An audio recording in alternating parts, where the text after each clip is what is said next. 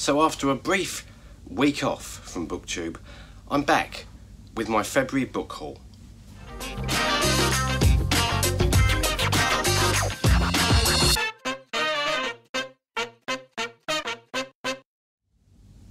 Hi everyone, welcome back to Wilde Reads. My name is Dave. Welcome back to another video. I've had a week off from BookTube, which is something that I haven't done in the 6 months that this channel has been going, and it feels really weird to take a week off. But I am back. We've been in Yorkshire for a week. I am back and I've got a lot of books to go through with you. So this is a mixture of second-hand books, charity shop finds, and some new books as well. So where should we start? Should we start with, I think we'll start with the charity shop books first. So first one up is, it's no surprise for anyone that's watched this channel for any length of time, you will know that I'm a massive Howard's End fan, and indeed Howard's End is my favourite book of all time. So I just can't resist buying another copy of it. I will buy a copy of Howard's End if it's just got a slightly different cover. Eventually, I fully anticipate to have a shelf full of Howard's Ends with all different bindings and covers. So Howard's End is my first charity shop find. So the next book I've got up on the list, now this is one I found in a charity shop. This is called Loreley's Secret by Caroline Parkhurst. This is published by Scepter. It was the cover really that intrigued me for this. So this is about, oh actually, and this I've just noticed this. Isn't it lovely when you find pleasant little secrets like this? This is a signed copy. So this is probably a first edition. It is indeed a signed first edition copy. The spellbinding tale of a man faced with the sudden and inexplicable loss of the love of his life. When his wife dies in a fall from a tree in their backyard, linguist Paul Iverson is wild with despair. In the days that follow, Paul becomes certain that Lexi's death was no accident. Strange clues have been left behind, unique personal messages that only she could have bequeathed to him. In desperation, he sets out to decipher them with the help of the only witness to her death, their dog Loreley. Sounds really, really good, so I can't wait to get into that one. Up next we have, I'm sure I've seen this book on BookTube before. This is E. Lockhart, We Were Liars, and I picked this up because I'm sure I've seen it on someone's channel. I don't know an awful lot about it. We are liars, we are beautiful and privileged, we are cracked and broken, a tale of love and romance, a tale of tragedy. Which are lies, which is truth? You decide. That seems really, really interesting, so really looking forward to reading that one as well. Up next we have a non-fiction title, and again, it was the cover really that drew me to this one. This is published by Picador. It's a lovely little hardback, and this is the memoir of William Fiennes, and it's called The Music Room. And it's about a profoundly moving account of joy returning, of one man's rediscovery of the world by dwelling on some of its beauties. And that sort of blurb is just ambiguous enough just to sort of pique my interest really. Again, looking forward to getting into that one. Next, I cannot believe that I found this in a charity shop, because only a few days before I had bought the brand new paperback of this book, and this is Gal Honeyman, Eleanor Oliphant is Completely Fine. I found this in a charity shop for £1. Now this is a new book, this is a current book, which has just won the Costa. I've got the paperback here with its brand new Costa Book Awards winner on the front, which I haven't read it yet. I'm pretty sure I'm going to really love this because everyone tells me how good it is, and everyone else seems to be loving it, so I really want to read it. So I couldn't really resist the hardback in a charity shop for £1. I mean, it's ridiculous. And for those of you that know anything about me and this channel, you will know that I do like my books in hardback, and especially if it's a 5-star, I love this book, then I definitely want it in hardback. So what I might do, I might keep the hardback, read the hardback, and I might do a giveaway at the end of the month for this one, for those that haven't got this book yet. The next finds on this are a couple of Margaret Atwood books. Now I've had a bit of a mixed history with Margaret Atwood. Some of hers I've loved, like The Handmaid's Tale, and some of them I haven't liked them as much. So what I have got here is Oryx and Crake in hardback, and The Heart Goes Last by Margaret Atwood as well. Now I know that there are some huge Margaret Atwood fans out there that watch this channel, so could you let me know, before I invest any reading time in these, A, which one to start with, B, if they're any good, because I know she has written some duds. So the next book up is something that I've heard nothing but good things about. William Boyd, Any Human Heart. I've had people pleading with me to read this book, because they are absolutely in love with it. So I was very pleased to find it. It's one of those books that's always been on the wish list. It's always been on, you know, if I see it, I'll buy it, but I've never actually ordered it online. So I was very pleased to find it in a charity shop, and I'm very much looking forward to reading it. It sounds brilliant. So yeah, I might be putting that on the top of the TBR. Next up is Passage by Justin Cronin. I'm not really into horror. Again, I've heard brilliant things about this book. Well, actually, no. Some of the reports about this book I've heard are very good. And then some reports I've heard say it's okay. As ever with these things, you can only make your mind up if you read it yourself. So that's The Passage by Justin Cronin. Little Deaths here by Emma Flint. This is a Picador paperback. Little Deaths by Emma Flint. New York, 1965. One hot July morning, Ruth Malone wakes to discover her 2 young children are missing. After a desperate search, the police make a horrifying discovery. That sounds fantastic. That again is going to be creeping its way to the top of the TBR pile.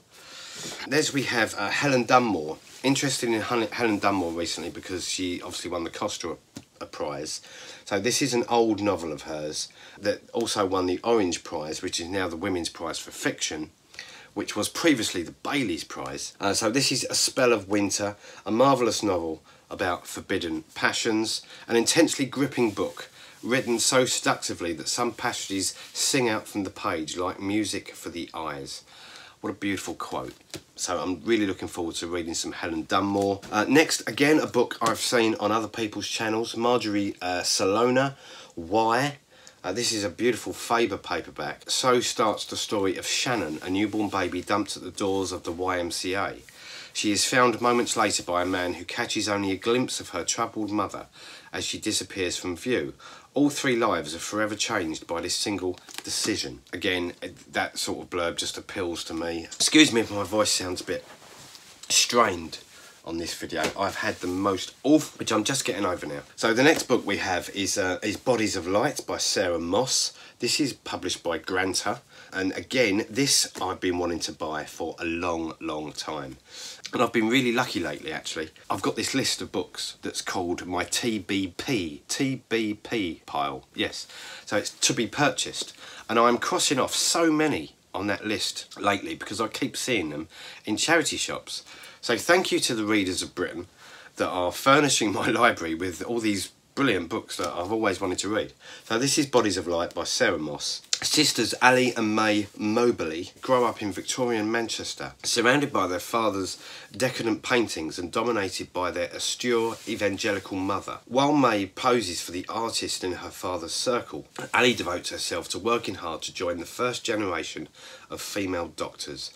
But soon bitterness and tragedy divide the family, and Ali leaves home to escape the subtle terrors of her childhood and begin a new life in London. So Bodies of Light is a profound and provocative book about family. It's a gripping story told with rare precision and tenderness. Fantastic. Absolutely fantastic. The next one is another Kate Atkinson, an early Kate Atkinson. Well, early-ish, I think. I think this was early-ish. So when did this come out? This came out 2008, so a few years old now. This is When Will There Be Good News? I'm building up quite a Kate Atkinson library, as well as her 2 very famous books, Life After Life and A God in Ruins. I'm starting to pick up some of her earlier works as well, which can only be a good thing. In a quiet corner of rural Devon, 6-year-old Joanna Mason witnesses an appalling crime. 30 years later, the man convicted of the crime, Andrew Decker, is released from prison. In Edinburgh, 16-year-old Reggie, wise beyond her years, works as a nanny for a GP, but Dr. Hunter has gone missing, and Reggie seems to be the only person who is worried. Across town, Detective Chief Inspector Louise Monroe is also looking for a missing person, unaware that hurtling towards her is an old friend, Jackson Brodie, himself on a journey that is about to be fatally interrupted. In an extraordinary virtuoso display, Kate Atkinson produces one of the most engrossing, brilliantly written and piercingly insightful novels of this or any year. Wow, that is some blurb. Again, really looking forward to sinking my teeth into that one. Next up, we've got Susan Hill, The Soul of Discretion. I just love Susan Hill. This is a Simon Sirelia case. I'm a big Susan Hill fan. Love her books. The next up is some Dickens, vintage Dickens. Hard Times, and I think Hard Times doesn't really get, I read this years ago, and I don't think it gets the credit that it deserved. This is one of his overlooked works. So Hard Times, because I didn't have a copy of it, and I like these vintage Red Spine editions. And the next one is The Bone Clocks by David Mitchell. Read Cloud Atlas years ago, and I was a bit about it. And I know Cloud Atlas is one of those books that you either love or you hate, and I sort of awkwardly fell somewhere in the middle, but it didn't put me off reading any more David Mitchell. So I bought The Bone Clocks, the biography of Steve Jobs by Walter Isaacson. Now I should have got this when it came out, but for one reason or another I didn't. So I'm a big Apple fan. I was a big Steve Jobs fan. I think he was a brilliant businessman, and he's in technology circles. I was a big fan of Steve Jobs, so fascinated, because he was obviously a man with many faults as well. So fascinated to read his biography. It is a bit of a chunkster. Might do it for Non-Fiction November later in the year, if I can hold off reading it anytime. If I can hold off reading it anytime before that. I'm going to need a cup of tea, so stay right there. Oh, I'm obviously not quite over this cold yet, because I'm just feeling a bit, I need a cup of tea. But by the magic of television, I do need some tea. Oh, that's better. Okay, what else have we got for you? On to some new books. Oh, in fact, hang on. I've got one more second-hand book. This is, I saw this on Brian's bookshelves, I think. Yes, was it? Yes, it was Brian's bookshelves. When Brian reads a lot of crime, as you know. For anyone not subscribed to Brian's channel, I thoroughly recommend you do. I shall leave a link for it below this video, because he reads a lot of fantastic crime books, and he's very into this British Library crime classics, which I've spoken about on the channel before, and I want to get a few of them, and this is one that he recommended. So Mystery in White, a Christmas crime story. So I'm going to save it for later in the year, because I like to read Christmassy books at Christmas time. Okay, so new books, brand new books. So we've got The Tattooist of Auschwitz by Heather Morris, published by Zafri.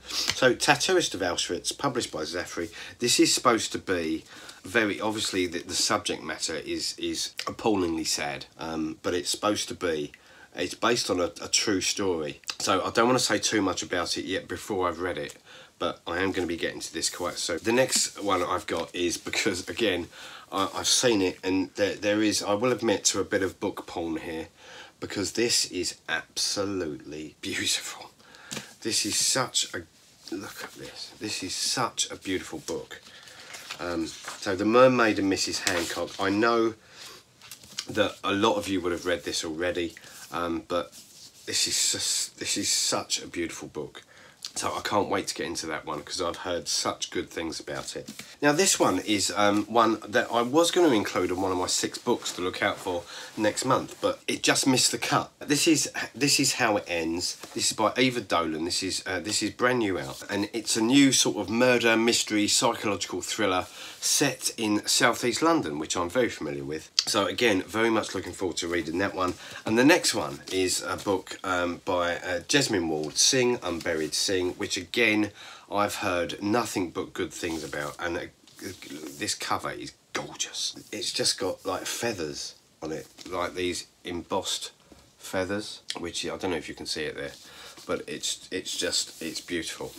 It really is, and it's so textured, and it's a very tactile book. Winner of the National Book Award over in America. So just quickly, an intimate portrait of a family and an epic tale of hope and struggle. Sing Unburied Sing examines the ugly truths at the heart of the American story and the power and limitations of family bonds. So again, I've seen this on Simon's channel, I've seen this on Russell over at Ink and Paper blog, and I'm really looking forward to getting into this one. That's all I've got for you today. Thank you for bearing with me with this very guitar-y voice, full of cold. It's great to be back after taking a week off. I will see you back here on Wednesday for another BookTube video. Whatever you're doing this week, enjoy your books, and until I see you again, take care. Bye bye.